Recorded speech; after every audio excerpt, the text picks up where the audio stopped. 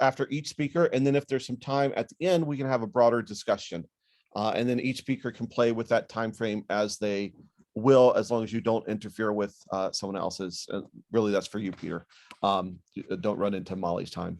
But we will start with Peter. Please go ahead. Thanks, Jeffrey. Look, I'm delighted to join you today and doubly grateful to you, first of all, for putting this conference on. And secondly, at one stage when I was doing my research, I stumbled across MacIntyre and couldn't quite get my head around him. And I had to kind of test whether I'd got him right or wrong. And I wrote to Jeffrey and sent these things and more or less explained why I wasn't going to include MacIntyre in my thesis for various grounds. And then Jeffrey very politely in that, if I may say, in that very wonderful US way, very politely raised a few questions for me to think about. And I've gone back and looked at my data, and what you're going to see today will test that. Can I just begin, though, in the Australian custom and just acknowledge the Wurundjeri people of the Kulin Nation on whose lands I am, and all the First Nations people on which we all gather today. I think you can tell I'm an Australian, explains why the 19th and 20th of February is up. It's Sunday morning here, and the 19th, I think, for the bulk of the group. So I really appreciate that it's a weekend.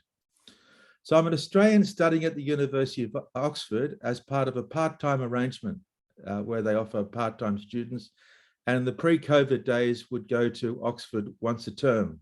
So that'll explain both the Oxford piece and where my research is based. So let me just say a little bit about me, just a little bit, to get some context, and it'll give more context to the research. So I'm at Oxford. I used to run a National Centre for Ethical Leadership in Australia. I've worked since 2004 with leadership teams and boards in health and other areas across the world. I was at McKinsey & Company for 5 years. I worked for 2 cabinet ministers. You called the Secretary of State and the Secretary of Health. So it was Warren Christopher's time as Secretary of State. I was an advisor to our Foreign Minister. And for 15 years, I was a Jesuit and a priest. I specialized in neonatal grief. I worked in a neonatal intensive care unit, mental health laws, and worked with homeless people. Some of this will filter through the research in terms of giving me a bit of a lens with which to interpret what's gone on. And just for the record, I'll be announced on Wednesdays the new head of ethics and integrity at our largest medical and scientific research institute. So that'll become public in Australia on Wednesday. So look, I haven't had a straight line career by any means, and but it just sort of explains a bit about the eclectic past and something around the context with which I bring to the research, which I think is important as a way of understanding the researcher as well as the research. There's a very simple purpose for today. One is to share and test findings of a DPhil research. I'm at the stage of being on the edge of getting what they could describe as confirmation. I'm not quite sure. Different universities have different gates, if you like, and I, as it were, have made it through transfer, and then confirmation is the next big stage, after which you go to what's called the Viva in Oxford. I appreciate there are different terminologies. And I have been exploring in great depth MacIntyre. So the second purpose is to seek some feedback about the ways I've done that and made full use of and done justice to his approach and that of the neo-Aristotelian framework. I'm conscious I recognize some of the names on the call, so I very much appreciate that I'm talking people to who've been working in this area for a long, long time. And I think, it's an incredibly rich resource. I've come full circle on this. And I think the MacIntyrean piece is just a wonderful way, in my case, to illumine the research I was doing in health. And more about that in a minute. You'll see there a photo of a nurse. She's the nursing unit manager of ICU of the hospital I did research in. I'll say a bit more about 15 people that I interviewed in the course of it, but I think all of us have had a very, we call it a rugged journey in COVID. So I'm going to drop you a bit into COVID in the next little while. And we all have had quite different experiences. I think it's fair to say COVID was global, but how it was experienced was very localized. And you'll see the way that this group at the front line of COVID had to make decisions that were very, very, very difficult dilemmas. And I'll explain more of the reason behind it. But just I'm conscious that if people are feeling or have had various experiences that I just don't want to drop you in without warning, and I won't make it too, sort of graphic. It's, it's very much something that is a research base. So this is my DPhil research question. Do senior leaders incorporate ethics into their decision-making during extreme crises? And if so, how? Where's that question come from in ethics? Look, it's a build-up. We know a lot in ethics about how we ought to make decisions. Normative ethics is based on that. We've got sort of Western ethics in particular, the 5 great traditions, of which virtue ethics is one. On the other hand, we have behavioral ethics, which really has taken off in the last 20 or 30 years as a deep study about not what we ought to do, but what actually happens in our decision-making ethics. And therefore, where things go wrong. What we have too little of is actually understanding if senior leaders do use ethics, and if they do, how do they do it? We even have, I've got to about 130,000 different articles about models of ethical decision-making. And I went down the models path initially and found that the organizations that said, oh, we've got an ethical decision-making framework. I tested it with about 50 organizations, and only half of the people in the leadership team, when I snowballed this out, had even heard of it.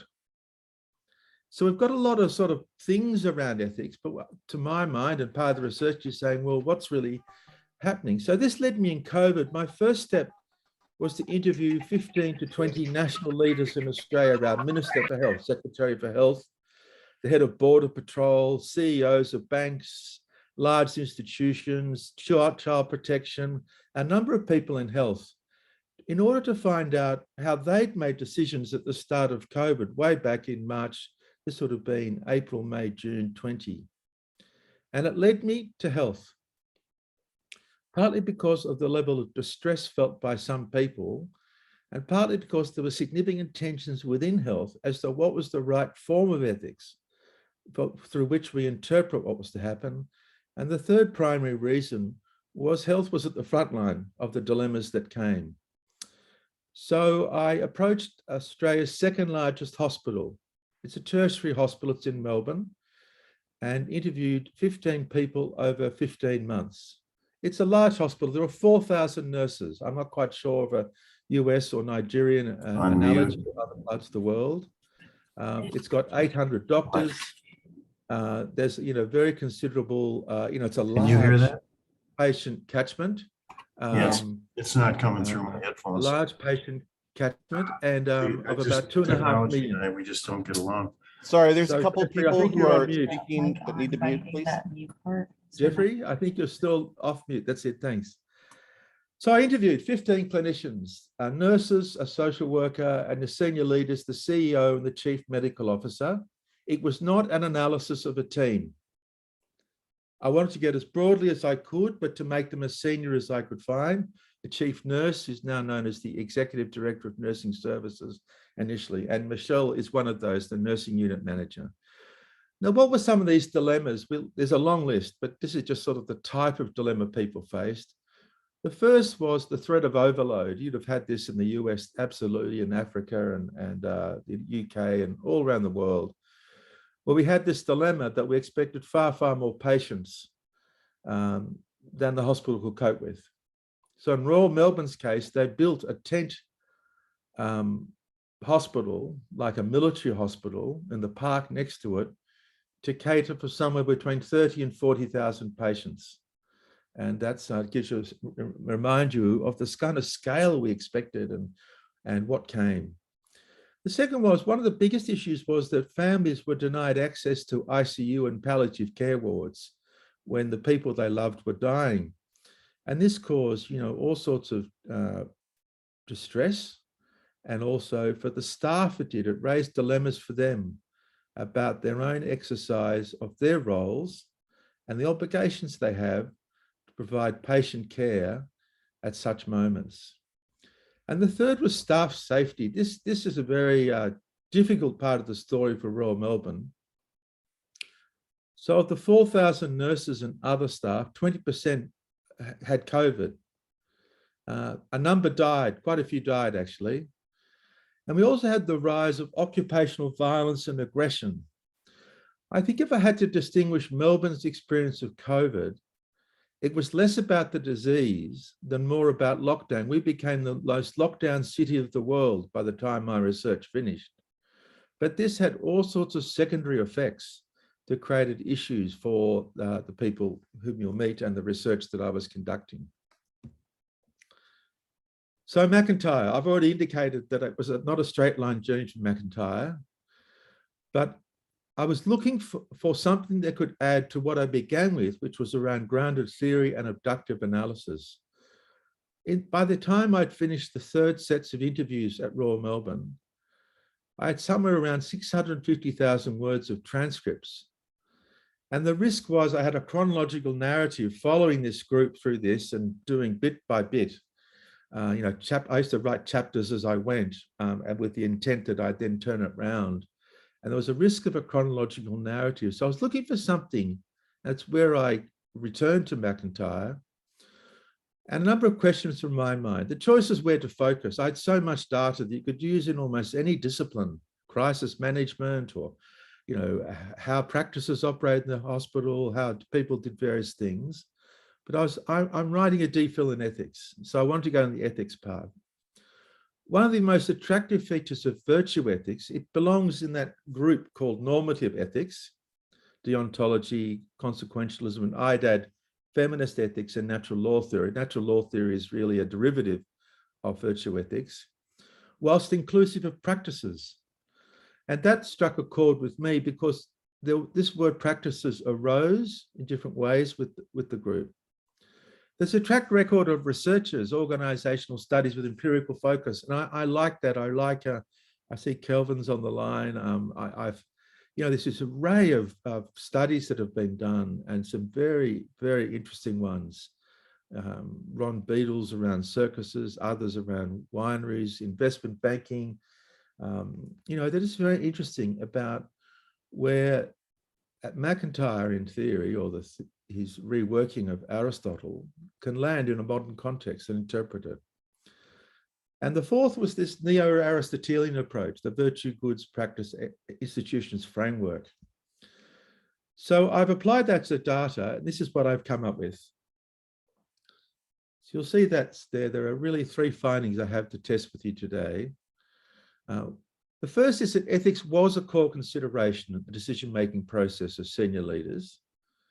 This is particularly relevant because in the crisis literature and in the sense-making literature, this doesn't arise. Even in emergency management literature, ethics doesn't figure as a part of how they characterize decision-making that either has occurred or ought to occur. They use other lenses, which is all quite reasonable, but one of these pieces, as we'll see, is, and in fact it was right at the first moment, was that ethics was activated by the crisis and remains a constant theme. And it began with, at the start of the research, I met the CEO and the head of geriatric services at the hospital.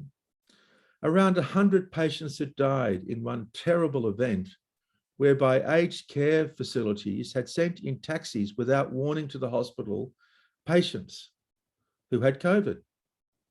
They'd basically panicked and abandoned them. In some cases, sent them with bottles of water in their hands, and the water bottle tops weren't open.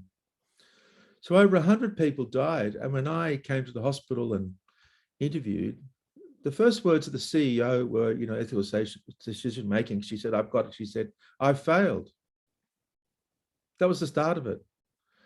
And I thought, here we go, we're right onto it now, because anyone who says they've failed, and as she explained, there's ethics so present in someone who says that they've failed on a moral standard. It means there's ethics there.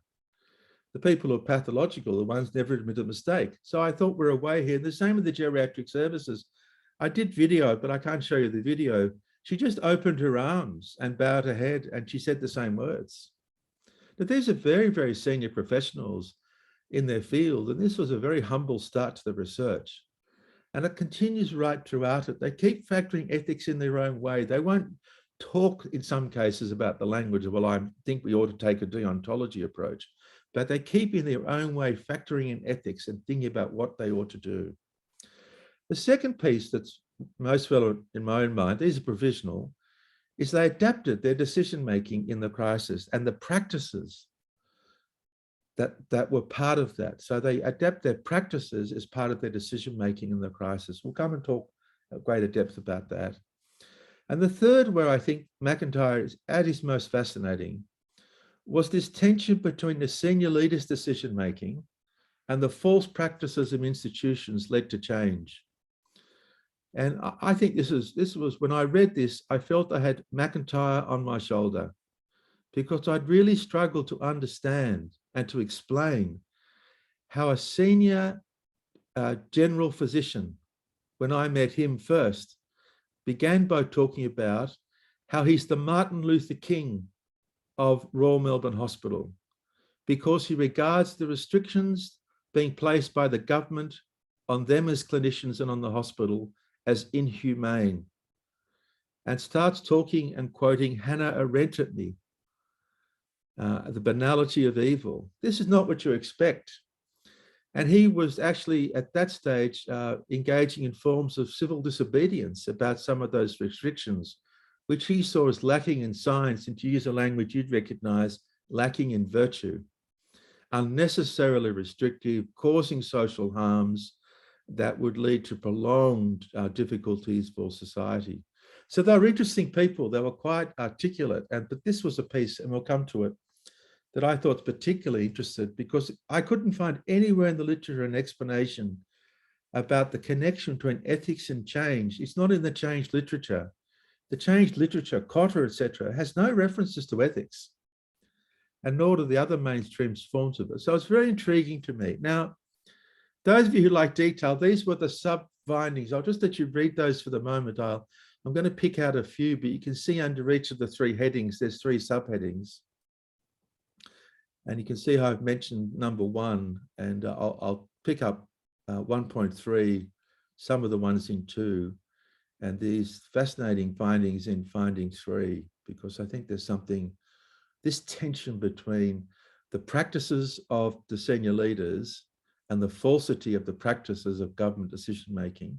And you'll see at 3.2, they critique their own institution in this crisis. This sparks them to start to review themselves and to say that they themselves have engaged in falsity.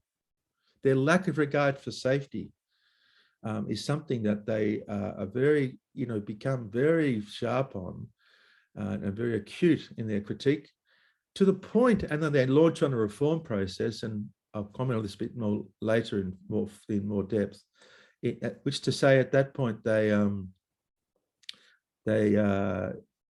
say at the end of the research that the hospital is a far better hospital for having gone through what they've gone through. They're now much safer. The kinds of ways they've made decisions. I'll give you an example. Prior to COVID, PPE was allocated first on status. Doctors got it first. Hospitals are full of hierarchies, as those of you who worked in health know. And in the crisis, the CEO made the call that it was to go to those most in need, the staff at the front line. Now, this led to a very major tension. Some doctors abandoned their patients and the hospital, upset that their role, their protection of the hospital of them, no longer applied. And the CEO was very intent on seeing this through. She never wavered, and it's still in place. And it was, this showed the level at which the crisis threw up issues around safety that then exposed some of their own weak practices in this regard and their failure to uphold the practice of safety in the hospital. So let me just pick out a few and then take it some questions, and I'll give some more sort of depth to these findings or some more sort of data behind them. So this goes to 2 pieces, 2 findings, this decision-making to the desired virtues and practices, and this adapting long-standing practices in the crisis. Now, you'll all have read MacIntyre's quote on practices. I'm sure you probably know it off by heart. But the quote below is from a social worker early in the first interview I held with her. As I heard it, this is what led me to Jeffrey initially. He was this person that interpreted what was happening and made decision-making by reference to their own personal principles and deeply held views and the value of death with dignity and integrity and personal-centered care. This was at the core of their practice as a social worker. And she used that language. That's where my ethical considerations come from. And what she refers to in the last sentence, it's not right that people die alone, was when you excluded and when the visitors were excluded from ICU and in being able to come and say goodbye to their own loved ones, she immediately recognized the moment that came out. She described how she jumped up and down at the staff meeting. They were all standing around talking about this. And she just immediately said, that's wrong. Immediately, that's wrong. It'll lead to complicated grief. It'll lead to an unresolved state. So she adapted the practice. She transformed the way they dealt with the issue of access to the patient. Now, this was a range of technology. It was i.e. iPads, etc. Now, that may sound obvious now, but it wasn't being used then. It was the way they visited, that the social workers went out to visit or to make contact with the families in the home, something they hadn't done before, and so on the trail. And she adapted all these practices in relation to patient care in order that the patients themselves and their families could connect. Even as only recently that our government has allowed access to ICU patients. And that only came about in the case of Royal Melbourne by 450 staff in ICU voting for that. And the CEO said, let's do it. Let's see what the government will do in response, but just do it. And that's very unusual in a hospital to have people prepared to defy government regulations like that. And these are people who are incredibly hardworking, professional, etc. But it comes from this sense of practices and adapting them. And it was very striking, other examples in her and others' cases. Now, those who, I have never been able to find the reference to MacIntyre, but the best way to deal with a dilemma is to solve it before it happens. In the midst of this crisis, they came up with really ingenious solutions to the problems they faced. I'll mention just 3 of them, and it goes to access to patient care in 2 and to staff safety in 1. So you'll see what looks like some very friendly dogs on the top left of the slide. An Indigenous leader came to the CEO and said, you need a hand. And he offered, along with members of his community, to train dogs that could stay with the patients. Now, dogs have the wonderful virtue, amongst other things, apart from being super friendly if you find the right one, is they can't get COVID. So by the end of the research, about 100 to 120 patients had a dog each. Now, this was the way they changed their decision-making practice, connected to the practice around, compassion, patient care, and came up with this quite innovative solution.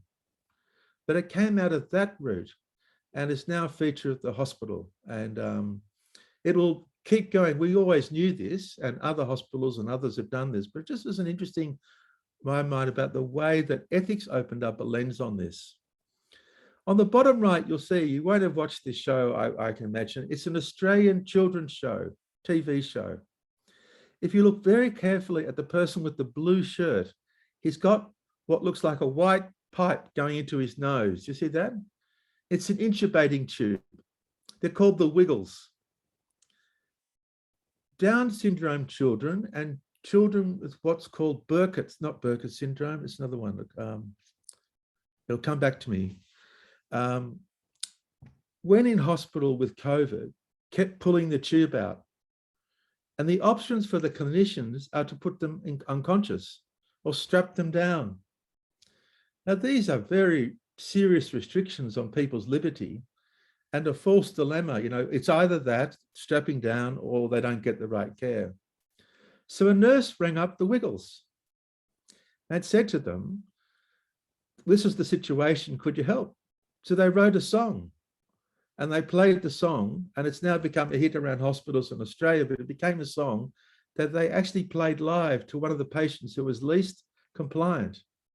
Now, this is where I go to the genius of MacIntyre. What a great quote. Instead of this false dilemma to the side of either care or restraint, it's we find another way through it. And that also inspired Michelle, who I mentioned earlier. That's an app, 4,000 nurses. She developed it with her assistant NUMs, nursing unit managers. But it came from this deep concern that staff were traumatized and re-traumatized by both having had COVID, seeing their own colleagues die at work, because they nursed them at ICU. Michelle's best friend died in ICU, and she nursed her. These are very deep human experiences. And they're trying to find a way to provide patient care. They don't walk off the job.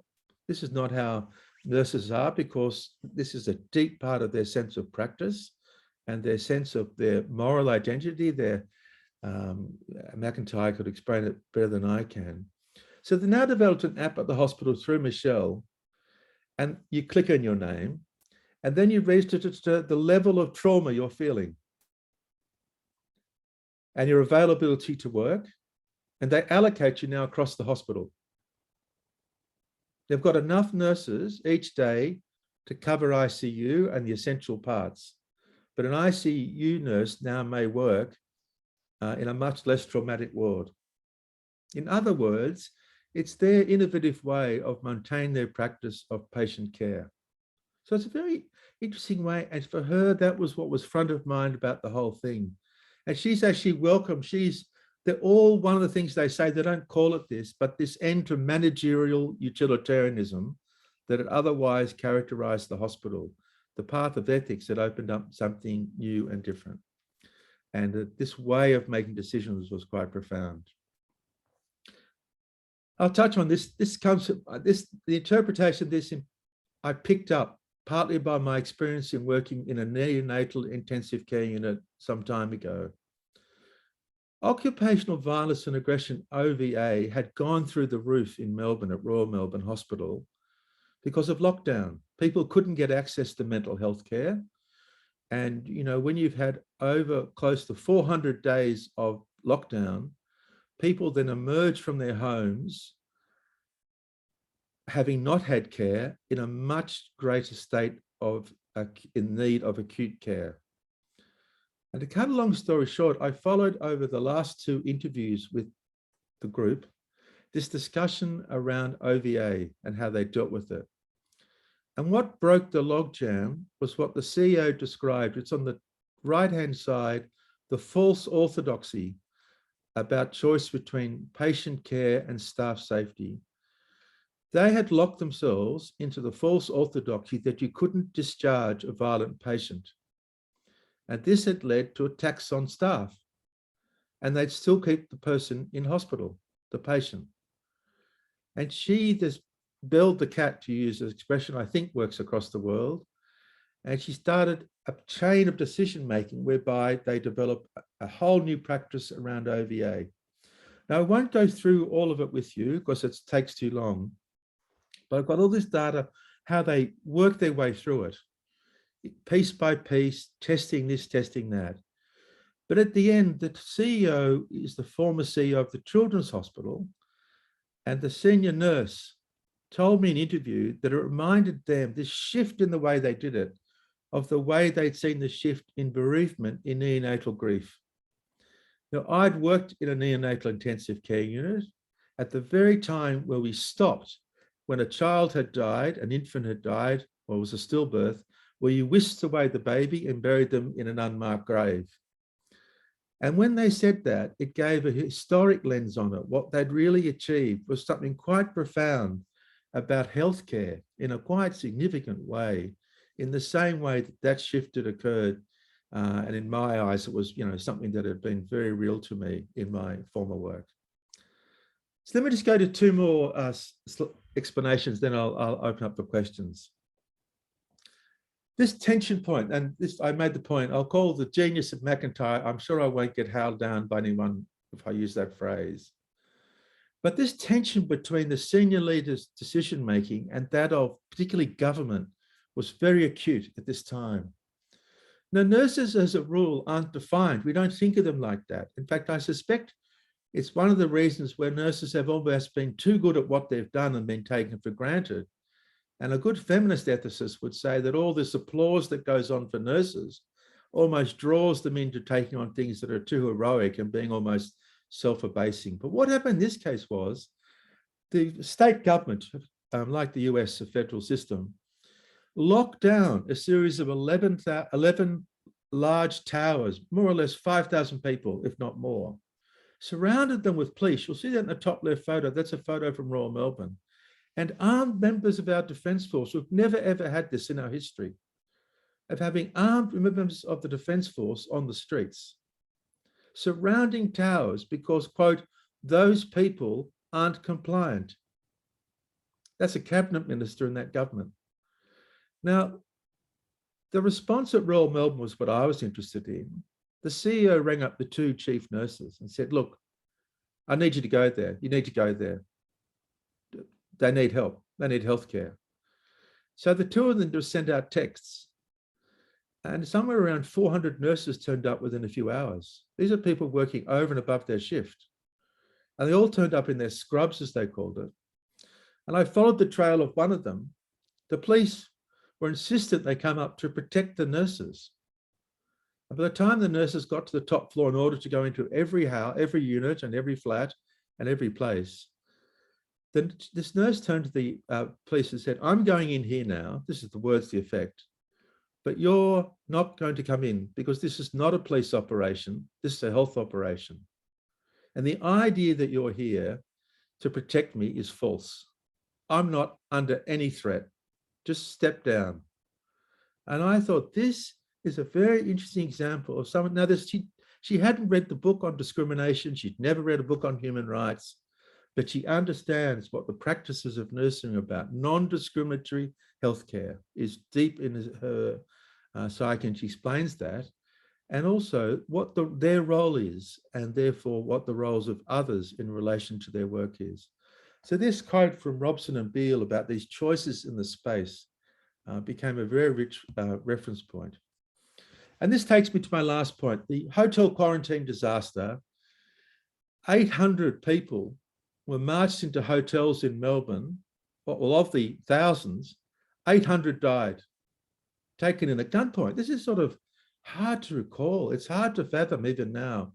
It's one of the 12 largest industrial accidents, up there with the Titanic, since the Titanic. And this was a really confronting piece for the community.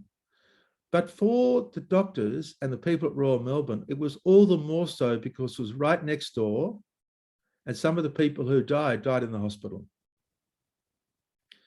And they regarded this as fundamentally unjust. The laws were wrong. And you'll see this quote from MacIntyre. It comes in his book about Marxism and Christianity. It's a very interesting journey of his own life from where he was to where he came to be. But the clash of practices exists. The job of the virtuous is to resist such false practices that are inherently vicious to the point that individual cannot be realized within them. And I mentioned the Martin Luther King general physician at the hospital. On the first interview, he described himself as that. We wouldn't operate in Australia on refugee children during COVID because they weren't citizens. It's hard to fathom. So he ambushed, if you like, his colleagues by the second interview and told them they had to do it. And they did. Because he also saw the risk was that people become compliant in the face of such practices, false practices, and like Hannah Arendt, go along with them. And then by the third time, he's joined the government quarantine. This is why we can't share the slides, or I don't put as much in them. He's in there now as their advisor on decision-making. And he's gone in there to subvert them and to make it humane. Now, I found this incredibly rich to try and understand, like this pattern of decision-making he made that drew on ethics. And the answer, when I read MacIntyre, this particular bit, I thought that sentence completely sums up what he's done and regards himself as doing. And at the end of the last interview, he talks about the need for courage, but it's been an incredibly harrowing journey for him to be in that. So to go back to my original findings, that they do draw on ethics, they do draw on their practices and adapt them in the decision-making in the crisis. And these tensions between their own decision-making and that of government and their own critique of themselves mean there's a quite fascinating, to my mind, series of sort of understandings about ethics in a crisis that could also apply elsewhere. So let me hand over to the group. I think we've got 20 minutes around that, Jeffrey, for questions, and I'm happy to take as many questions as you like. You can. Thank you, Peter. I'll thank Peter for his presentation. Peter, do you want me to field questions for you, or do you want to call on I don't mind. We're all used to hands going up and all of that sort of thing now, but I'm happy if you'd like to, Jeffrey. Why don't you? Okay, all that'd be good to know is who's asking it and where they're from. Okay, so let's do that. So you could either raise your hand, or if you want to just put a question in chat, I'll keep an eye on that as well. And we'll spend 15 or 20 minutes here with questions. Is that Irfan? Is that a hand up? Yes, it is. Okay, please go ahead. Thank you very much for your talk. I found it very interesting and very thought-provoking. And actually, my question bears on something that you touched on, and I just was looking to ask the question explicitly. So in your talk, you made reference to MacIntyre's distinction between internal and external goods. Yes. So in the healthcare context, internal goods are essentially clinical, the clinical aims of medicine, and the external goods, especially in an American context, are things that are external to clinical ends, like revenue generation.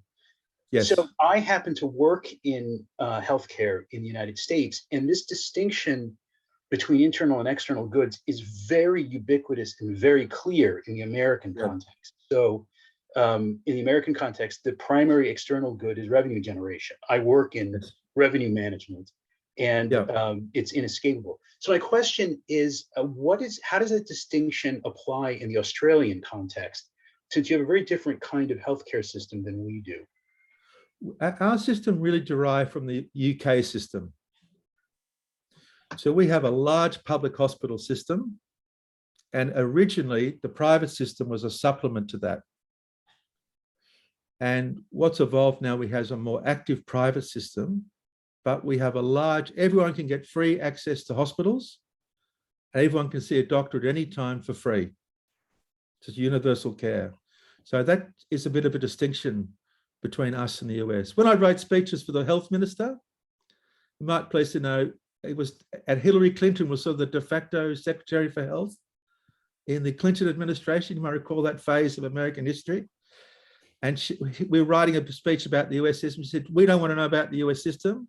It's broken. We want to know about the Australian one. Now, I don't know if that's still true, I found, but in the case of Royal Melbourne, it's a public hospital, but the tension isn't between the pressure to provide for-profit services, whereby you might preference greater revenue generating streams than others, but it's still driven on the fact that the state government will often put an overlay of targets on it and still have a very utilitarian overlay over what's provided. So you get what's called WE scores in our public hospitals, throughput scores. And what you classically find is they'll let people into emergency and get them in and out quickly because it gets their WE score up, but it doesn't work for people with mental illness. So system-wise, they end up being marginalized. It's too hard. Or we treat them in outpatients and don't admit them because that would wreck our WE score. And you get these, again, false trade-offs. So that's how it works on the ground. Or even worse, it tips into breaches of integrity. People set up phantom wards to show they've moved them from the emergency to a new ward, but the ward only exists on a computer. So it induces falsity. MacIntyre would go just pull his hair out on these type of practices. But the real issue here is whatever you set as those kind of extrinsic rewards, i.e. targets, goals, bonuses, sets the system in train. So some of what Royal Melbourne looked at themselves was how they responded to that. their own choices about safety, the neglect of aged care, the neglect of people with mental illness, the failure to deal with people with a complicated disease like diabetes, and they're sort of preferencing other things. So but they initiated that. In the crisis, it became very acute because when you had the breakdown, the laws became a kind of the restrictions imposed on their clinical care, their internal goods, and that really challenged them because that was seen as a direct imposition on the way they provided care at the point of care, restrictions on visitors. The triage, for instance, had a clause that if you had a comorbidity, you couldn't be admitted. You were out to the tents. You wouldn't be admitted. And they absolutely objected to that. And particularly with Indigenous Australians who tend to have a high comorbidity rate because of injustice. And the doctors at Royal Melbourne, the triage said, we're not going to perpetrate a double injustice of excluding people from care who've already been excluded from care. But it's a very difficult thing to run a health system. But you can see, I think that distinction MacIntyre makes is very useful to analyze it. And it sounds like it is in your case as well. It is. It is. Thanks I very know much the for the US, answer. for instance, we hear stories here of the US where people are turned away from accident and emergencies because they don't have insurance. That wouldn't happen so overtly in Australia, but they'd just be treated in outpatients. Yeah, I mean, technically, they're not supposed to be turned away in cases of emergencies. The law holds that they have to be stabilized in the emergency room and then effectively are treated as outpatients in many cases. Yeah. They're not literally turned away, but cases Yeah. where they ought to be inpatients, they're transferred to outpatient. Yeah. So it's quite I think one of the things that, if I pick up an aspect of MacIntyre that you could comment on this, I'd be interested.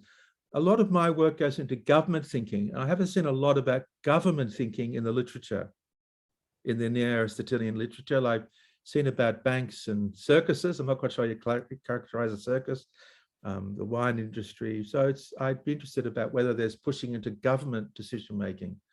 Is this any kind of new ground, or others have done work in this area that I'd be interested in having a look at? Yeah, it's a good question. I have not been an academic for a while, so I'm not really up on the literature, but it's certainly a question that arises both in the American context and outside of it. Yeah, it's a big issue. Thanks for your question. Other questions, please. Garrett. All right, let's see. Can you hear me okay? I can, Garrett. Now you've got to tell us first where in the world you are. You look very happy and you look like you're on the road to freedom. Peter, I was not going to miss this opportunity, and I'm sorry it's a little loud. I'm in my vintage RV, and I'm driving to a campground. I guess you could say I'm letting my Florida man hang out. I'm from Tampa, Florida, and I'm somewhere in middle Florida. So. Well, Garrett, I'll give you my home address. You can pick me up and you can take me for a spin. I don't mind. Hey, you look too happy. You come on down and we'll go for a ride. So. Well, Peter, thanks for indulging me, and I apologize for the noise, but your background is really interesting to me. I teach at the intersection of health, ethics, and religion, and I'd be really intrigued to hear you maybe say a little bit more about this connection between ethics and spirituality that you observe in the healthcare system within senior leaders. Gosh, now I was for 15 years a Jesuit, Garrett, and 2 weeks after I left, I got married. So I put a lot of my past well and truly behind me, if I may. I have to dust off a bit of spirituality. And look, I think there are profound, I think the phrase spirituality, I used to call it, and I still refer to it. I think the life of the human spirit. I think for my human experience, that year I spent at the Mercy Hospital, the intensive care unit, was like a schooling of the heart and soul for me personally. I mean, I had at least 2 children die a week for a year. I had 3 on my first night on call. Anyone who's been involved in healthcare knows this completely affects you. So I think there's a deep and intimate connection. I think it's left often to the individual to draw their own lines. I think one of the things I see in MacIntyre, And I spotted it before he did it. I hadn't realized he'd become a Catholic. But when I started to read MacIntyre, I thought, this guy would be a great theologian. It reminds me of a German called Rana. He's on the way, like Aristotle. Aquinas picked Aristotle and turned it into a ethics and theology. So I think that the language that I resonate with personally around MacIntyre, this notion of practices, once you can crack it, is so profound. Like that social worker. I mean, that's just a vocation and a half, isn't it? What leads you to work? She's gone on to work with young people who are dying in COVID in their cancer ward and helping them to die without their friends and family around them. And that's a very special kind of work. And so I think the language of practices is incredibly rich. And when I heard that physician, I still can't get him out of my mind. I don't want to. He still sort of, is there. The way he's responded says an enormous amount about the depth by which the virtues matter, about courage and integrity and standing up for things and believing in core values or virtues like freedom and liberty. Like, it's a very profound piece. And I think the other thing I completely connect with at virtue ethics, and MacIntyre in particular, now that I think I do him more justice than I did originally, is this notion of phronesis and the acquisition of, phronesis, that we are schooled, our ability to make decisions involving ethics builds over time. The 1,000th decision you make I'll use the clinical context, is a very, it's building. It's not a sort of utilitarian calculus or a deontological universal principle, but it builds over time and we become more and more skilled in it. I think that's a really rich thing. Aristotle should get the credit initially, but I think MacIntyre's work in that area, I think, is very rich. He's written some great things in health that I've obviously got across, but he's written them more generally. And I think that's things. I don't know if that would help you. I sort of encourage you to go back to MacIntyre and read it with that lens and go with whatever track you find helps your own human spirit in what you do. Well, that's really helpful. I really appreciate it.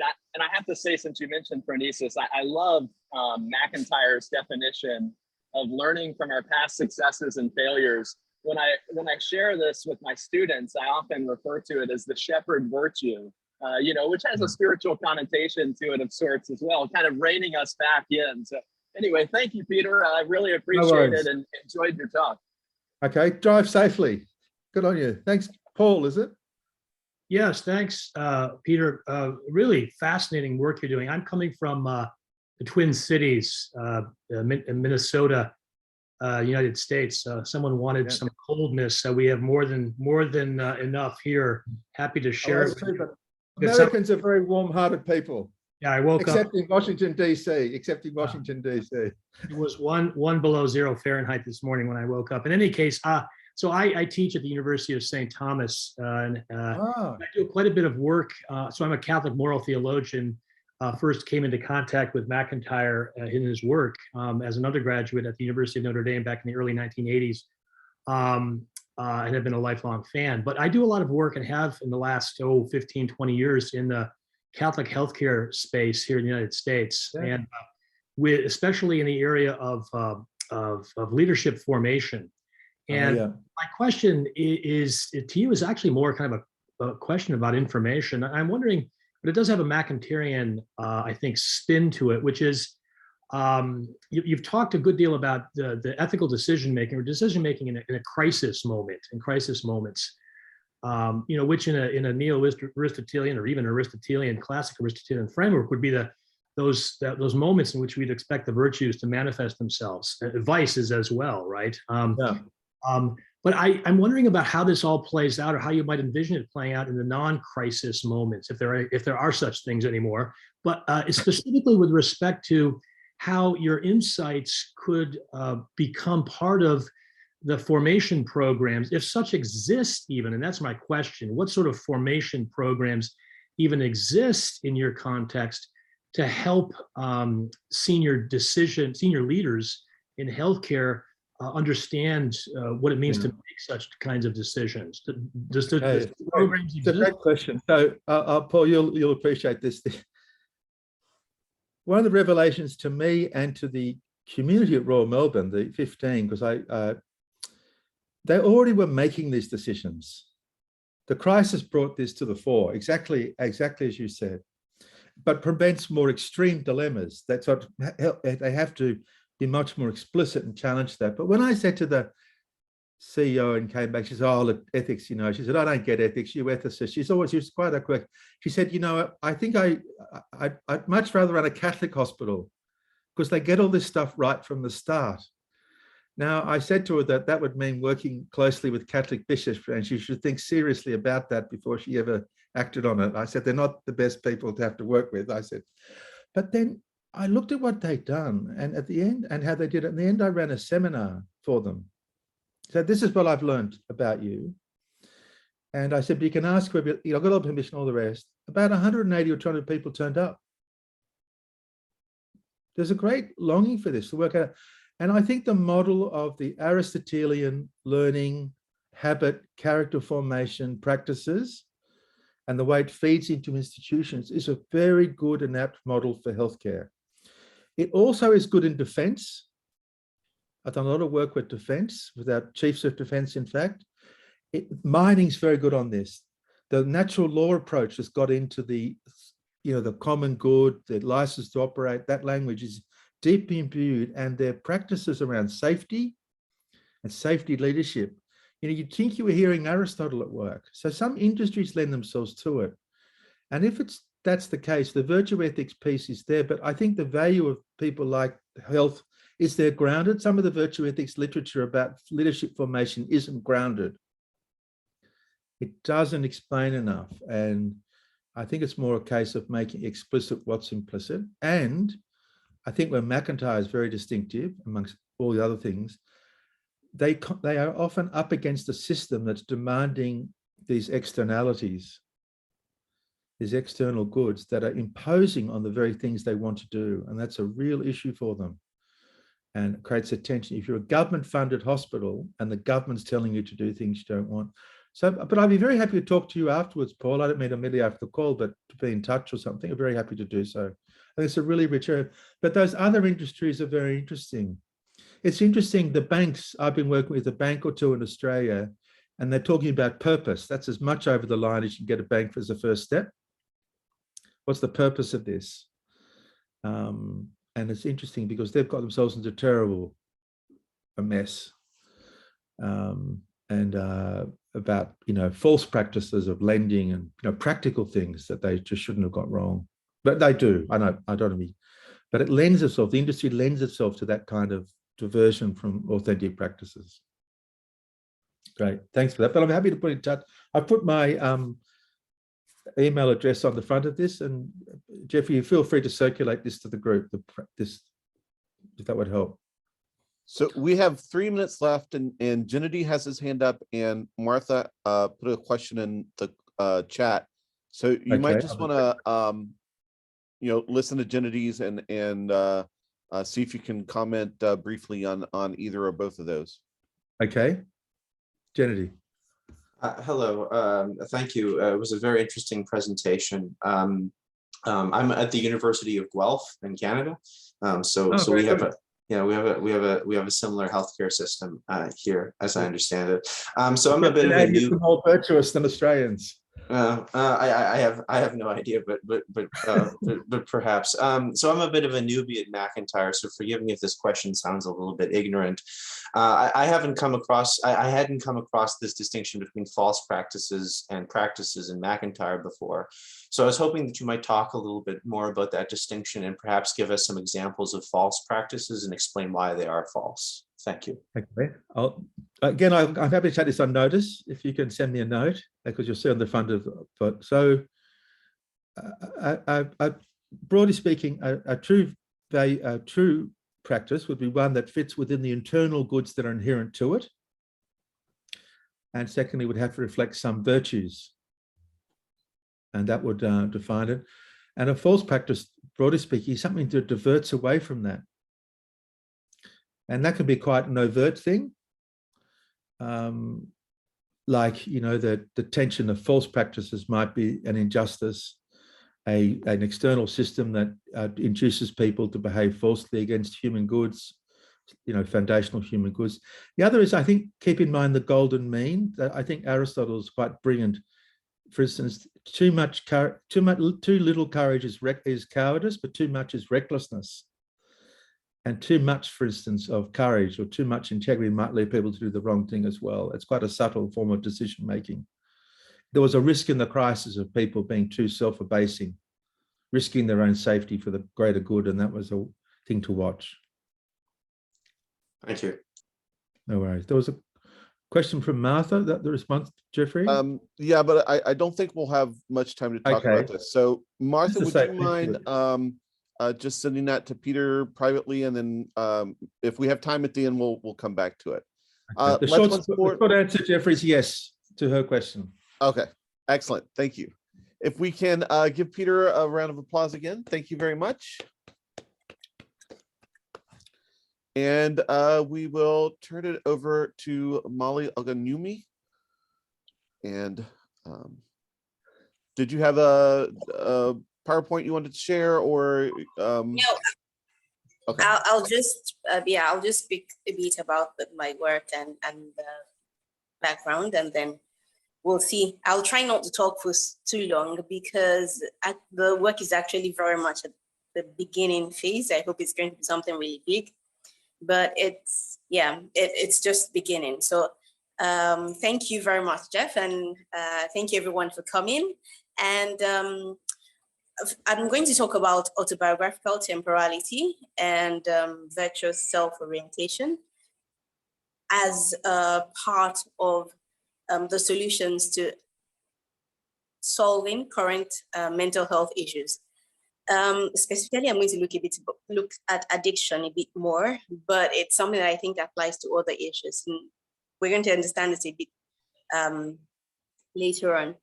I'd like to start by just saying a few things about myself, my background. It may help to understand why the topic. So some years ago, I decided I studied medicine and surgery in first degree, and I have a master's and a PhD in philosophy. So it's a real change from sciences to humanities. And when I decided to leave medical practice and study philosophy, I thought, really, I'm leaving much of all the medical things I know and going straight into something completely different. And I've always seen them as two things that really they have nothing much in common. I must say that the last place where I did full-time practice was the psychiatric hospital. And there, I got really fascinated about studying the human person, the human mind, and really the question of character also came up, specifically because I was working more with people with substance-induced disorders. Now, these were people who were, in Nigeria, there's a lot of stigma with mental health issues. It's even worse when it's caused by substance use. So people generally do not want to go to hospitals, do not want to be associated with such illnesses. And many times they would come already with lack of insight, and then we would just try to get them to resolve their symptoms and take care of them. So from my experience there, as a medical doctor working in that psychiatric hospital, it was clearer to me that we needed to understand better what it meant for people to flourish and what it meant to really take care of people in terms of their totality. For example, most people didn't really do anything that had to do with philosophy and anthropology. Also because of the educational system in Nigeria, if you're doing sciences, you tend to do pure sciences and you leave out most of the humanities, except if you take time out to do your own personal research on the humanities. So it was very easy to forget that you were dealing with human beings with feelings, with aspirations, and just look at patients with just the technical skills you needed to relate with them. And one of the consequences, which wasn't so obvious, is that many of the therapies focused on the specifics of what you really needed to do in terms of medications to stop their hallucinations, to stop their aggression, or just to manage the symptoms. And there was a lot less importance on helping people to discover the meaning of life, especially the class of patients who really, one of the major challenges they had was finding their place in life. And when you had conversations with them, you would discover that they just didn't have any plans for their lives. And what we do would give them a band-aid. They get rid of the symptoms, and then they'd go back into society. And then when I joined the hospital, I realized there were many patients who were going in and out of relapses. They'd be in hospital for a while, they go out and they come back. And it was kind of difficult to help them see what the meaning of life was. It was more like you get rid of the symptoms, they go out, and you just, after some time, they get back into the habits and they come back. And it was very high rate of return to the hospital. And I thought we could be doing something else to help them understand the meaning of their lives, to really look at the totality of the well-being, to help them to find meaning. And that could be something that it would be nice to focus on. So this patient who really needed to find the meaning of their lives, to understand why they were doing the things they weren't getting all that they needed. It's true they had psychotherapy techniques, but it was more also to control the urges, more in small concentrations of also of the symptoms of the things that people were feeling. It wasn't more things that had to do with who are you and how to sustain the well-being long term. So I thought maybe since I was going into philosophy, I started thinking of what kind of theories would help me understand those techniques of apart from the medical, the pills or the medications. What else would help me to, understand the people, their minds, and help them to focus more on recovery and meaning, especially when you had people who were, you could see didn't really have a clear vision of their life. So from those experiences, I would ask my patients stories about themselves, about their lives, and each time they had a different story. Many times they didn't really explain what missions they had in life. And I thought, okay, maybe this is something that would help them find a focus, and it may be easier then for them to do things based on that goal or the big dreams that they had, instead of just focusing on their illnesses. And maybe that would help them more in those moments when they're out of the major, they're away from major symptoms from the illness. So I said looking at psychotherapy techniques and anthropological theories really that could help. And that's why when I found MacIntyre, and I actually all got really fascinated because of the topic of narratives, telling stories. Also because in medicine, we do a lot of asking questions and getting people to tell stories about themselves, asking for the history. And then being very African, storytelling was something that was common. Everybody told stories, fairy tales in the evenings, was something that I thought, okay, this maybe will connect easily with the people and it may be sustainable. So I started looking for a way to find, to apply the concept of narratives, storytelling, understanding human life with narratives, and how that could possibly help people to find meaning in such a way that could help those people with those kind of illnesses. So at the beginning of my general research, I was really intrigued by topics that have to do with self-awareness, temporal self-awareness. How do you understand our actions? Are they separate episodes? Is there any connection? Is there anything about unity? And then I wanted to know what exactly, what understanding of the self could really help us to direct our choices. And then hoping that such a global, insight or vision of the self would help one then make choices that orient one towards a particular good that they understand as important. So that's how I discovered a narrative self-understanding. And I'll just give a few insights to the things that I have looked at, and also the basis of the interest between psychology and philosophy. So it's true that the roots of modern psychology can be traced back to Aristotle, to the Greek philosophers, Socrates, Plato. And because they posed fundamental questions about mental life, some contemporary psychologists really acknowledge Aristotle's writing on psychological matters. And they even mention that they feature in the psychological experiments. But many times it's mentioned in passing. So sometimes you have passing references to Aristotle's eudaimonia, but oftentimes it's not like the basis for understanding those psychotherapy techniques. So, for example, cognitive behavioral therapy will talk more about stoicism as a basis for their therapies.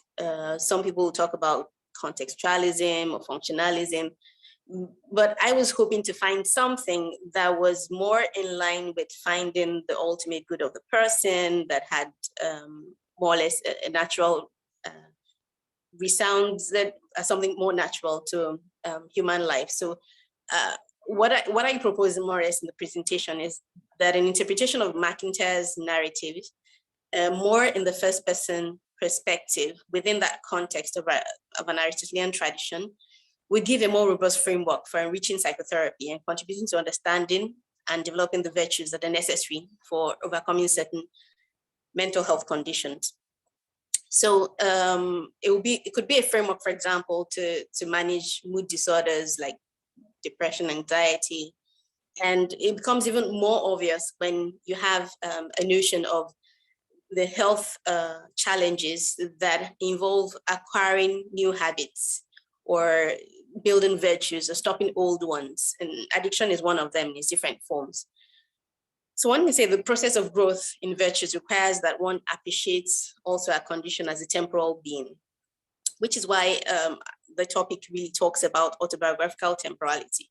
So you have a combination of looking at one's life as a narrative, understanding the narrative structure of human life, and at the same time, being able to see that that narrative is going to play out over time, and one needs to be able to unite them meaningfully, unite the episodes and the choices, so as to build habits that help one to overcome the challenges that they face.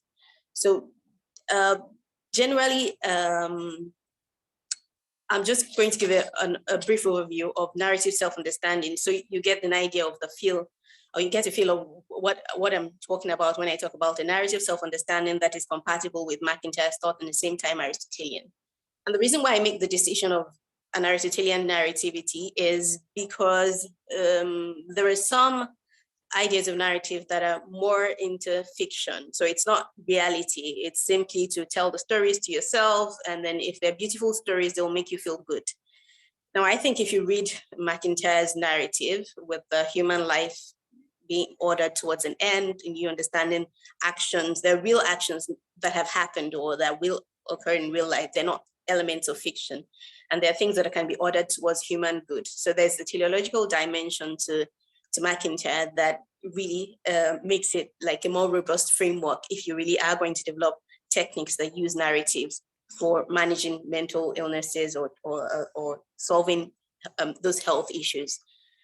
So that narrative self-understanding refers to that anthropological vision of a self that sees a human being's life with the structure of a narrative. So the acting person directs themselves towards an end with a vision that they see and a big goal, an ultimate end. And those little actions that they make are understood always in the context of a broader whole. A key to understanding that narrative self is to understand that each episode is part of a larger context of the whole life. And an idea that is also important is to understand that the acting person is the protagonist of the story. He's not just going to receive his life story given by others. He's going to have a role to play, and then he's responsible. In that sense, it will have a lot to do with the virtues he acquires will have a lot to do with the choices he or she makes.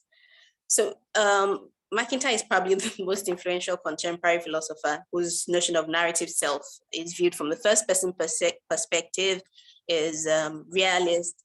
And then the narrative self that was able to build from his writings was one of his self that has ongoing activity.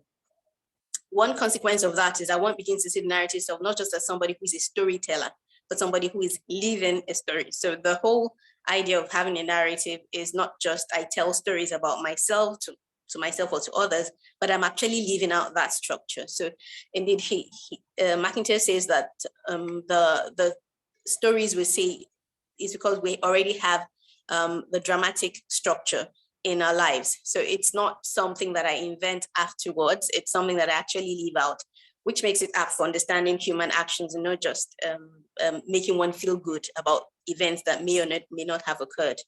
So according to his thought, the objective meaning of each human action and the meaning of human life as a whole is best understood when viewed as narrative.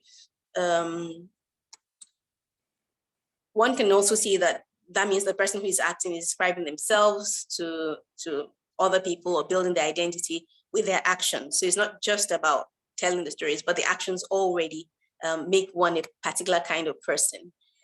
And this is not only particular to MacIntyre. There are other people who have mentioned it, and it's something that you can glimpse you can glimpse elements of this in psychology. Sometimes you have elements that support it in neuroscience.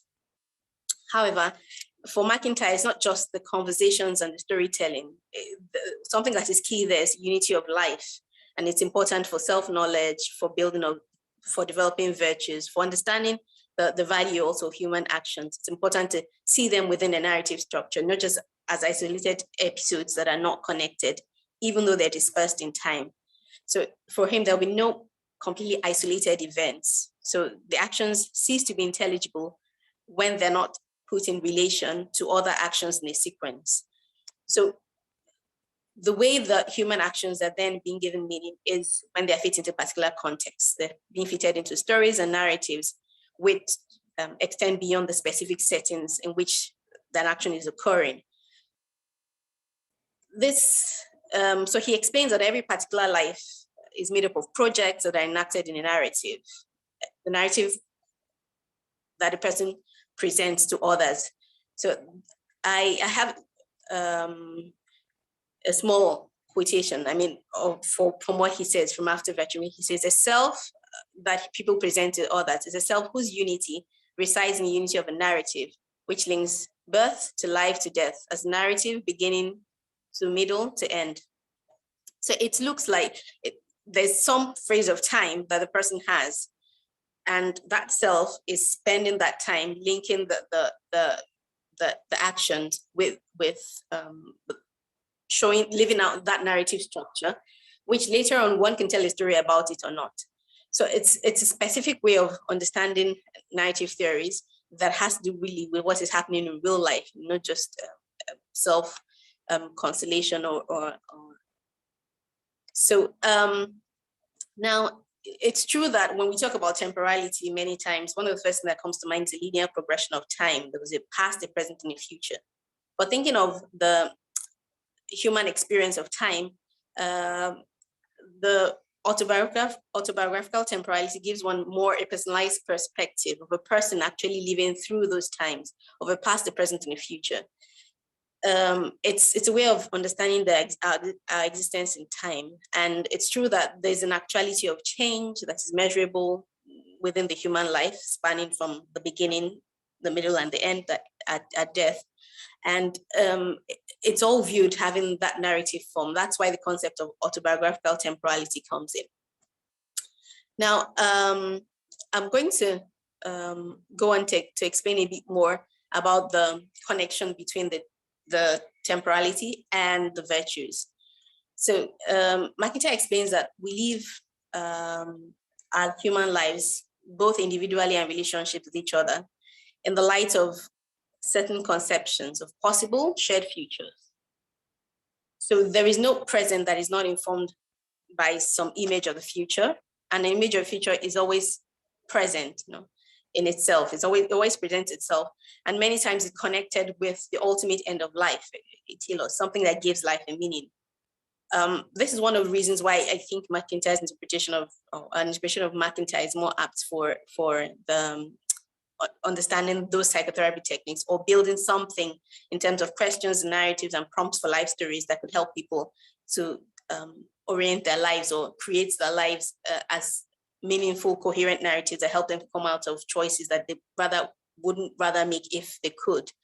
So for that interest in working with the ultimate end, is what makes it particularly interesting. So our personal narratives are built with time, with those voluntary actions, and one does that over time. So a few implications for healthcare, I want to leave a bit of time. So most of the things I'll be talking about, especially when it comes to the dynamics of managing addiction, will be based on the experiences, the work of Mark Lewis, who is he's a neuroscientist, a professor of neuroscience, but he used to be an addict himself.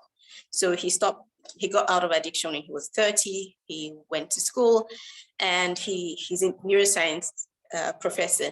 And when I discovered him was my discovery of his works was one of the things that made me think, well, maybe it would be nice to find a robust approach now to self-narratives, because he talks a bit about knowing where you are and trying to be able to connect your past to your present in order to be able to come out of addiction. So it's true that when talking about human flourishing, you have people in different fields, psychiatrists, scientists, each one talking about how to bring the events of one's life together in order to have meaning. So seeing that also helps me to realize that these connections are not just theoretical. So you already have neuroscientific basis, you have the human brain prepared to connect, to make these connections between actions, between different episodes in life. And that idea of uniting one's actions or one's choices that are temporarily spaced out to find to a coherent whole is seen in different psychologists. Antonio Damasio is a neuroscientist that talks a lot about extended consciousness, for example. And he's talking a lot about looking at the anticipated future, looking at how the now is not the only aspect of time that you have, and he talks about parts of the brain connected to uniting temporally spaced actions. He says the core of consciousness connects both the past and the present, and there's an integration process that is helped by neural networks. So what Mark Lewis talks about when he talks about addiction, he gives an interesting insight. The main line of thought that helps the possibility, or that made it possible to see that one could actually apply this self-narrative that is more proactive or more a lived out narration, is he argues with the concept of seeing addiction simply as a disease. Now he says that you can't have a completely closed disease vision of addiction, that when you have that, the addict thinks that they're helpless. So they're simply looking for a pill or a tablet to get them out of addiction. So he argues that, as from his experience, one needs to be able to take responsibility up to a certain extent, even though their brain changes, that the whole mechanism for addiction is similar to what one would have for any other formation of habits, just that it's much easier to form the habit of addiction, since the goal is a lot more pleasurable. Now, for Mark Lewis, he says the closed disease model of addiction leaves a sense of helplessness. And what one should actually do is to help people to see that they can take charge of their own lives and make a difference. But the challenge that he also brings out is that there is a tunnel vision that the addict has. The only goal they're seeing is the drug, the high. So there must be a way to help them out of it, to be able to see something better. So that brought the idea of why not find development of a tool, questions, something that helps them to have a broader vision of the impact of the separate choices they're going to make on their lives, on the people around them. But this can also be done when the person has some insight, doesn't have those florid symptoms. So that view that Mark Lewis has, for me, sounds like laying emphasis on the capacity to form virtues if one is able to understand that those choices are what leads to the formation of the virtues. So if the person is able to see the bigger picture, is able to understand that the goals at stake are important, and is able to realize that they're actually living out a story, it may be easier for them to make those choices. Even if it wasn't easier, at least one could try to get them to understand. And with time, with a little effort and support, they may be able to, put the things together. He also specifically talks about his experience of seeing things more in the now, in the present, as one of the major obstacles for coming out of addiction. So for the person who has the challenges with substance use, it's more a now I need to get this. It's an appeal of the now, and then the person is not able to delay gratification. So he's saying there must be something to distract the person's focus from the now to have a bigger picture. Now, like I said, it's really very much in the early phase and the phase of figuring out the specifics of the tools. But I mean, I'm staying in touch with my colleagues who still work in the psychiatric hospital, so we figure out a way to bring up these things. But up till now, at least we're figuring out the philosophy behind it. One of the reasons why I thought it's very important to understand the philosophical basis is, even though Mark Lewis talks about coming out of present, not being fixed on the present, looking at the past, and sometimes he talks about the addict needing to be in contact with the future self so that they're not just in the present. So that gives a sense of narrative self-understanding, looking at oneself a bit beyond the present and looking at a bit of autobiography over time. But he also talks about having two yous, one you that is here present, another you in the future. So there's really a bit of confusion if you are the one benefiting from the choices that you make now, or if it's somebody else. So I thought, why don't we just figure out the philosophy, and that led to the idea of, let's look more at MacIntyre and see if you have one person with the actions, the benefits come to the person who's acting. If he acts well, he acts out his narrative and is coherent and meaningful, he knows he will get the reward, not just the future self that is not the one that is present. So it's true that many times people talk about focusing on the now, focus on the present, as a way of getting people to avoid distractions. But for the addict, really, you really do have to get out of the now and have a broader perspective, a life story, something. And then another dimension that is very important is that the life story is not just any kind of story. It's one that is very much connected to the meaning of life, something that is purposeful. That's one thing that is very important for MacIntyre notion of the self-narrative. It's not just any random story told by somebody to feel good. It's something that really helps you to move towards the good. And it's very important then for you to have the virtues that help you to move towards what you consider as good. So what I propose, or my study is proposing, is to study that development of tools that are based on the narratives from the first person perspective, in a way that it gives a deeper understanding of the issues at stake with each choice. So it will involve exercises with people who practice thinking of their lives as narratives, practice figuring out what goods are important for their development, what things are at stake with the decisions they're going to make, and more like a close reflection, but not guided based on the idea of a narrative that really is coherently going towards a set end, or going towards the end, the good ends that one wants. So I'm hoping that autobiographical thinking that keeps in mind a kind of connection between learning from the past, thinking about the future, and the goods that one wants to have in the future will help them to, have that holistic panorama that will overcome the pull of the present appeal of just the now. One of the limitations, I must say, is one cannot necessarily predict that it will definitely work for everybody, because there's also a biological dimension to it. Their brain changes that occur with addiction, so it's not going to be easy, but it is worth a try, since there are other therapies that talk to people that help people to try and overcome those urges of what they're feeling now. But this is to try and get now an overview of the general challenges that they're having and seeing how to overcome them. So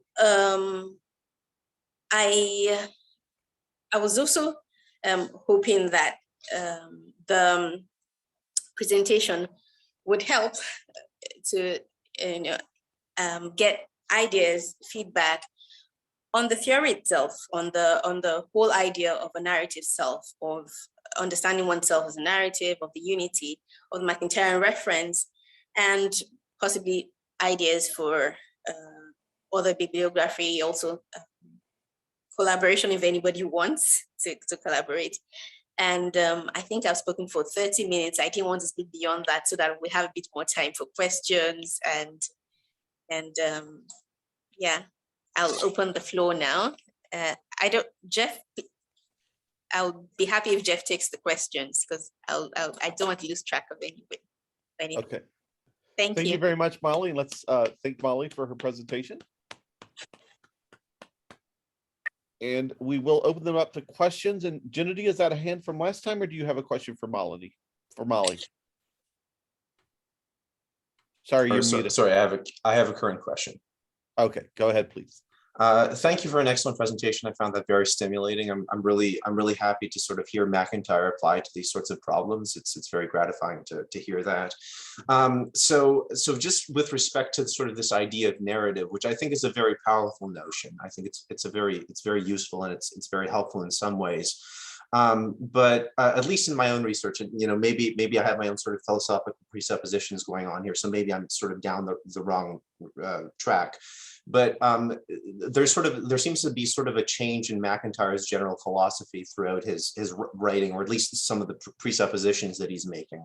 So the account that he gives in After Virtue, at least as far as I can see, seems tied to a notion of narrativity, or of not just narrativity, but narrative identity. So personal identity is something that's being sort of like we really do actually have a narrative, like we are metaphysically like constituted by narratives. That seems to be the account that he's giving in After Virtue. Now, recently, like in 2020, and if you'd like, I can put some of these papers in the chat. There have been some papers published in some fairly good papers that provide basically damning critiques of any narrative notion of self-identity. So as far as I can see, the only way that MacIntyre can sort of keep the idea that all human beings through narrative are ultimately guided towards the same sort of thing is through some sort of commitment to theology, which is a legitimate move, but there's a certain sort of presupposition there that I'm not sure we might necessarily want to be on board with. So with respect to that, I guess I worry the idea of applying sort of the concept of narrativity to therapy seems to rest on this presupposition that if somebody comes up with a narrative about themselves, something that's unified, something that's whole, something that defines their life is ultimately directed towards one thing, it may not necessarily be the thing that we want them to be directed at. So for instance, they might be, I guess a facetious example might be somebody whose life is just directed towards getting more drugs. Maybe that's a little bit of a mean example. So my question is, where do you stand on the issues that I've been discussing so far? And a second related question is, MacIntyre seems to think that practices are crucial to our acquisition of virtue, right? So it's not that we come to virtue through narratives, but we come to virtue through practices. So I'm curious as to whether you think that might be something to focus, perhaps something to include more into your account, if you have any thoughts about that. Thank you. Okay, thank you very much. So I'm aware of the presupposition, and I was actually hesitant to talk about specification of a theological dimension of the content of the good that one is looking for. But the idea will be to look at, for each person, it would be a personalized program to see really if the goal, if the person is the therapy to fight addiction. You wouldn't ask the person that the good they're going to aim for is to look for more drugs, because that means you're not actually practicing that therapy anyway. The idea is to find something that you think is helpful, contributes to human flourishing, and that the person holds dear, and maybe use that as a tool to build up the narrative that they would like to live up to, or things, build a structure of their lives around those goods. It could be family, for example. It could be a quest for knowledge. It could be harmony with other people, but it doesn't necessarily have to be the theological ones. It could be a step towards it, but I don't see it as a necessity that it has to go to the theological one, even if, I mean, there will be many people, especially in my context, who would like the theological dimension. Thank you. Sorry, the other part about practices, and it's something that I will think about and see. It's true that the practices would help one to get to the virtues, but I suppose one would have to examine each person, take each person as they come, and see if those practices that they're embedded in really are those that are helpful or going towards flourishing. If not, you may need to provide alternatives for them, but it's something that one could study and include. So thank you very much for pointing that out.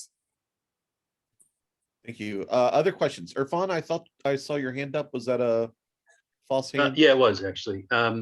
So I'm very sympathetic to your project, so sympathetic that I hesitate to make any criticism for fear of obscuring the agreement. But here's one potential issue. So it seems to me that, there are two elements in your talk. One is a conception of a realist conception of narrative, and the other is this reliance on Mark Lewis and his conception of responsibility for addiction and a future self. And it seems to me that there's a potential tension between these two things, especially if you lean too heavily on the realist character of narrative. So you've used the term realism to contrast it with fiction. And the idea is you don't want a narrative that's based on fiction, which I agree with, but you do need a conception of realism that accommodates a certain acts of imagination, which is what Lewis's view of a future self requires. So if I'm an addict and my aim is to become sober, my sober self is a self that doesn't exist right now. So if I say to myself, well, I am not essentially an addict, there's a sense in which that's a fictional claim, because the self that isn't an addict isn't currently realized. It's a construction of my imagination. Now, it's a realistic construction in the sense that it is within my capacity, assuming it is within my capacities to become sober. But it isn't realist in the sense of being literally tied to present realities. So there were times when your conception of realism in narrative seemed so strong to me that it seemed potentially in tension with the other part of what you wanted to say. So I mean, I may be misreading, but I'm interested in your reaction. Okay. Thanks a lot. The importance of the imagination is key, really. One is going to keep the future in mind, and is going to be able to really work towards things. So when I talk about realist, what I'm really focusing on is not necessarily what you have here and now, what is happening, but something that is realistically possible for you to be, and then for the person to recognize that they're not there yet. So I wouldn't encourage the person to say, I am not an addict, because reality is there. But what they need to recognize is, this is what I am, and this is what I want to be. And then to be able to make that connection, realizing that they can imagine themselves or envision themselves in the future as what they would like the end product to be, but to realize that they're not there yet, and they will be. So realism then is not really tied to the present here and now. So really, for the addict, and from that his view, the now is very much that delaying gratification, going for more drugs. So that's really what they have as their now here and now. That's what they're feeling. But the idea is just disconnect a bit from that, but don't now move to the extent of saying things that are not true about yourself. and saying you're who you're not. I hope that clarifies a bit the tensions. Maybe I didn't make that distinction clear. No, it certainly does. And I think you're right to say that if you are an addict, it's wrong to say that you're not an addict, but it is right to say that you're not reducible to an addict, that there's more to you than the fact of being an addict. Yes, I would agree with you on that. Yes, thank you. Other questions, please. Can I ask one, Jeffrey? I can't find the right button here. It's Peter Collins here. You don't mind, Molly, if I, as a co-presenter? Yeah. I think there are 3 MacIntyres at work. So what you've just described with Irfan is MacIntyre the Aristotelian describing potency and act. The addict who sees in the context of human flourishing and telos what he or she could become and arguably would become. So there's kind of a, I think that's where Aristotle starts to flex the Platonic muscle, that things aren't idealized and not real. He sort of gets to sort of that. Second is the Thomist. So all the principles of gradualism about human development get extended in Thomas Aquinas's account of Aristotle that MacIntyre picks up as he himself becomes more a Thomist, and reasonableness, how we figure in change for human beings. The third, which I think is even more intriguing, he was a Marxist. And curiously enough, the direction of Marxism, in my experience, given my past, whereas the Catholic Church initially turned its back on Marx, it was the enemy, it embraced it in its theology in South America in a way that may have upset the former Pope, but this dialectic, this tension, this agitation for change, and I wonder if there's sort of 3 MacIntyres. I don't know that he ever went back to it, the last thing being a Marxist, but he's quite a, if you look at modern liberation theology, despite what I respect the former Pope used to write about it, it's been picked up. And remember, just as Aquinas almost was harangued by the Spanish Inquisition for being a heretic for picking up Aristotle, the theologians of the 20th and 21st century have become the heretics for picking up Marx. It's just sort of interesting sort of models of change that I pick up in this, and somewhere that it might help, because it what you describe has sort of, there's something in MacIntyre. Anyway, it's sort of a comment rather than a question, but. Okay, so thank you very much, Peter. I mean, I'll reflect a bit more on that.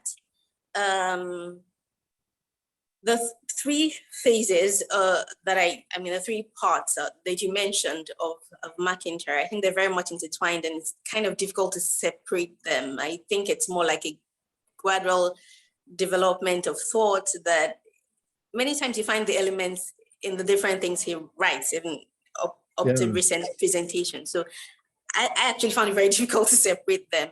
But I'd say that I got the impression that he identifies more as an Aristotelian Thomist now than as a Marxist.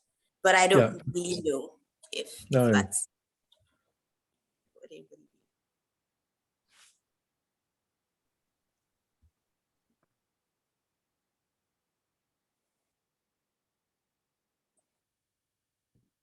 Sorry, was that everything, Molly? Yeah, that was everything. Yeah. Oh, okay. Okay. Sorry. Other questions? Oh, sorry, Teresa, go ahead. And you are muted. I'm a professor at Grand Valley State University in the United States. I really appreciated Molly's presentation. Thank you so much. And I wanted to make the point about the need to separate having an addiction and being an addict are different things, right? So if you say you're an addict, it's like if you say you have autism spectrum disorder, you are like that. It may be part of your identity, but you may choose to see it as a characteristic that can be changed rather than part of your identity. But even if you do believe that you're an addict, if you look into Aristotle would say, okay, you become what you do, so that if you act addictively, then you become an addict. But it doesn't mean you cannot change that. It just means it's more difficult now that it's a habit. And so the narrative is important because even Aristotle would say, well, when you change your circumstances, what counts as virtue for you is also different already from what was virtues for you at a particular time. And so for Aristotle, you are always becoming virtuous. You don't become an addict and then stay like that, or are virtuous and become like that. You have to always be changing that. And so the narrative structure helps that, that understanding. I also think that in the medical field, the idea of narratives is now becoming very important for end of life issues as a replacement of the Kubler-Ross. And so the narrative structure seems to be very important for the dying person as part of one way to make the sense of your life, but not the only way. But I just wanted to add that. Thank you, Molly. Thank you very much, Teresa. And that was really helpful also to clarify the point about the virtue and being constantly in the process of becoming somebody hopefully better, more virtuous, like the best version of oneself, or the version one wants to be. So that really helps. Thank you very much. Peter Wicks. Thank you very much, Molly. This is it's very interesting to me. I find the discussion of narrative in MacIntyre to be suggestive, but I don't really feel I sort of have my hands around it in the way I feel I have a sort of good grasp of what's going on when he talks about practices. So it's sort of helpful to see how this concept is being developed and deployed. The question I have relates to something that MacIntyre says in After Virtue about what happens when people aren't given a good stock of stories to work with. So he talks about sort of if children aren't given sort of a good stock of stories, they're left as sort of anxious stutterers who don't really know how to sort of envisage their life. And again, that's a remark I found very suggestive, but I kind of would love to sort of see more elaboration. So the question I wanted to ask you is, have you found that stories people have available not about themselves, but that can sort of serve as a model of what a story would look like for them, makes a difference? And could you say anything about what kind of stories have proved helpful? And maybe, or maybe for that matter, if there are stories people might have access to which encourage them to sort of go in the wrong direction as they envisage the story they might tell about their own life. Okay, thank you very much, Peter. The question, if I was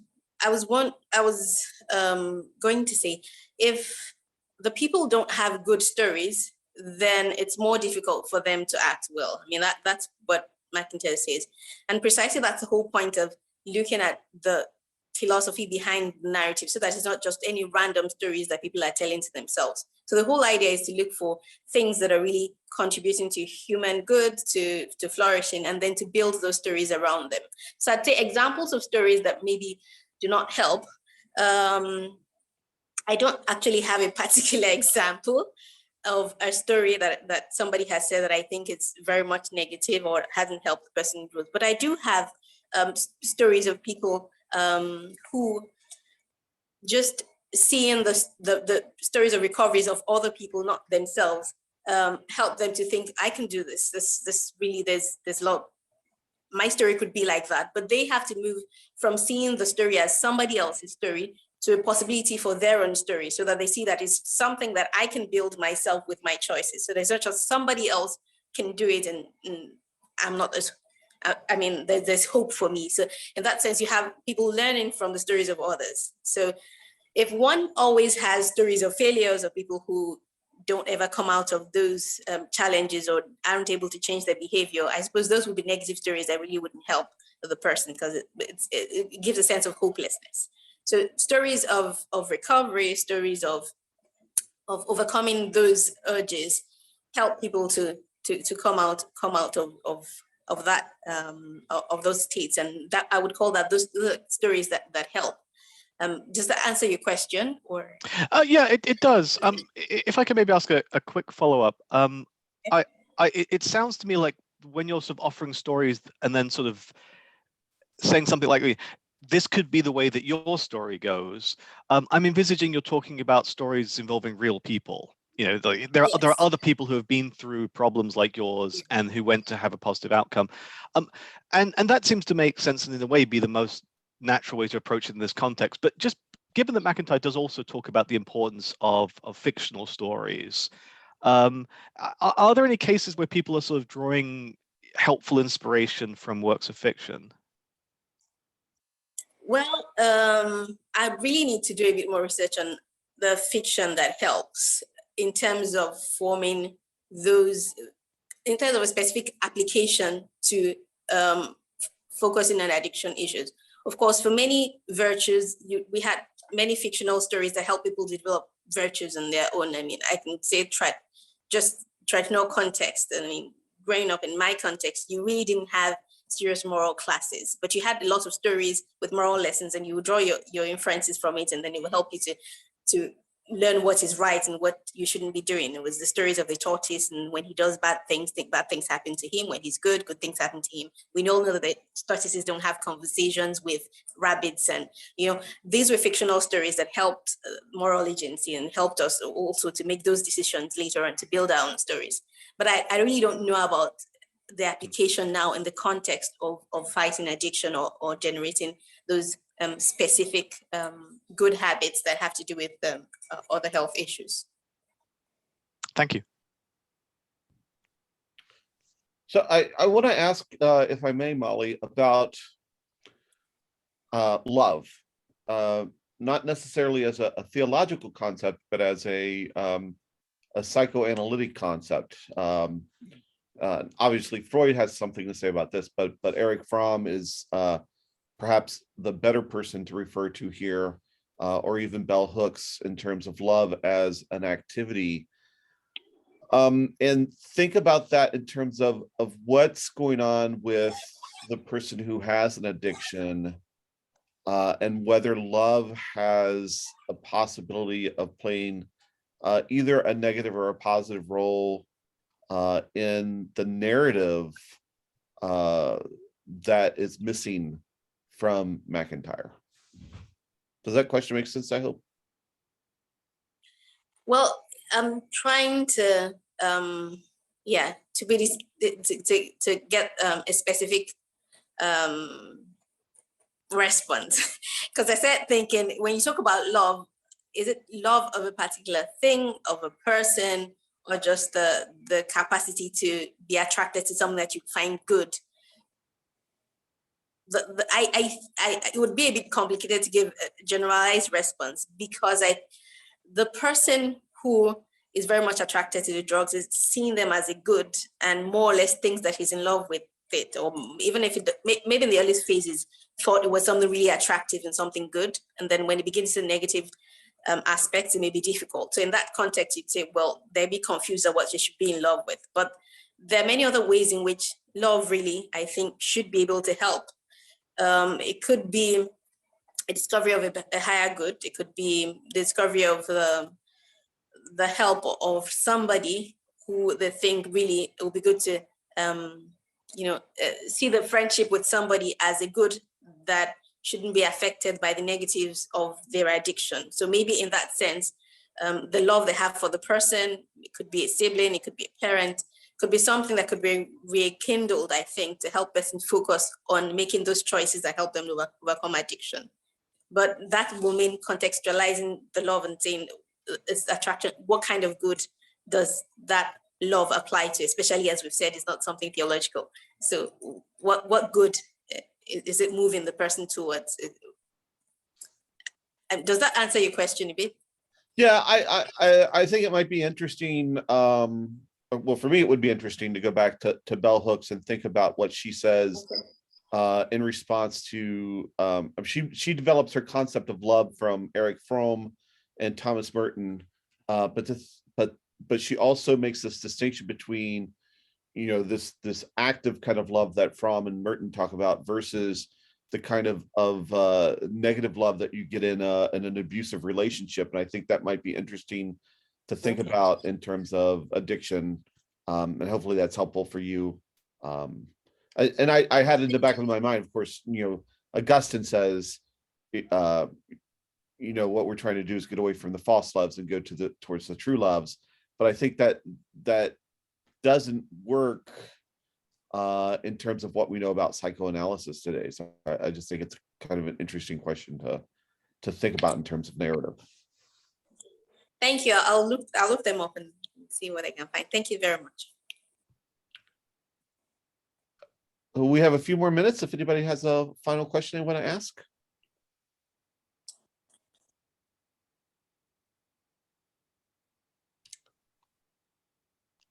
Maybe just a small comment, if I can. Sure. Sure, thank you. Thank you, Molly, very much for an interesting presentation.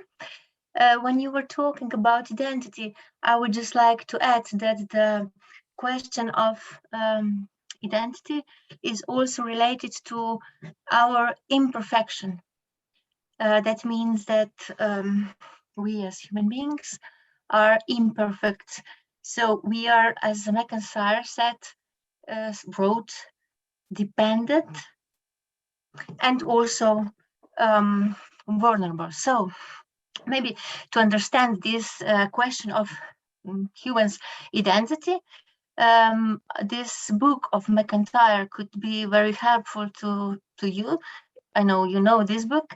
So the dependent rational animal, why do we need virtue? So maybe just to.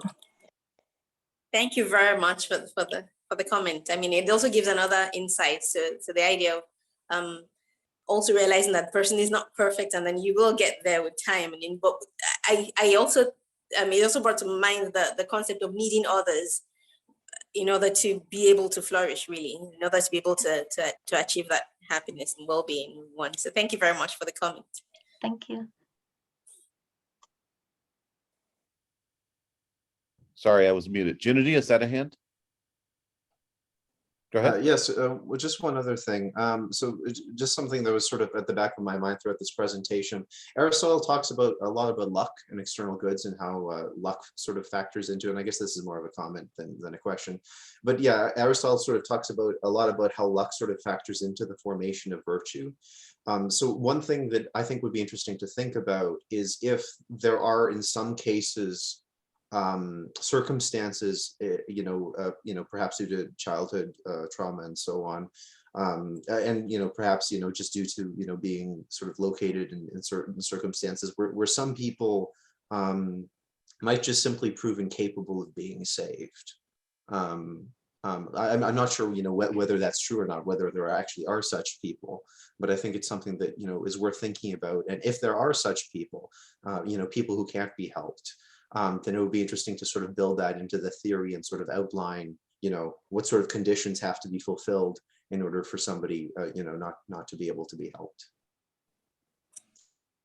Thank you very much. I think that's also very interesting, and yeah, I'll look at it. Thank you. Let's thank Molly for her presentation. Thank you. Peter, would you like to say something about the conference or anything? Yes, thanks, Jeff. Just very quickly, we had a good batch of submissions for the annual summer conference, which is going to be split between some online sessions and some in-person sessions in Turkey. But we do have some place left on the schedule for both. So if you are interested in submitting an abstract, please do so before the end of the month. And you can submit one for the online session only, for in-person, or both. And it won't hurt your chance for one if you ask to be on the program for both. And that way, we want to make it accessible to everyone online, but also we don't want to disincentivize people from coming to Turkey if they can make it and take part of the full sort of in-person stuff too.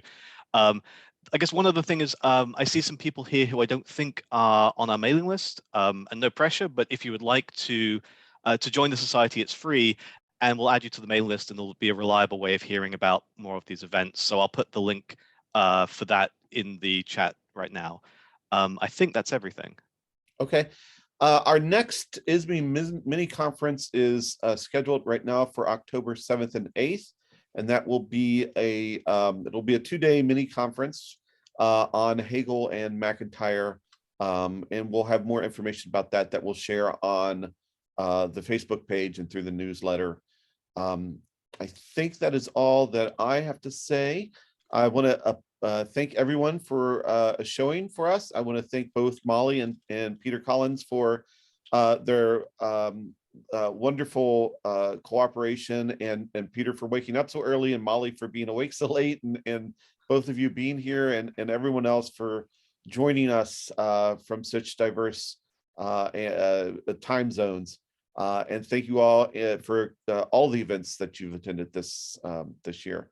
And we will see you hopefully in the summer or later in the fall. Thank you very much. Thanks, Jeffrey. Thank you very much. Keep well.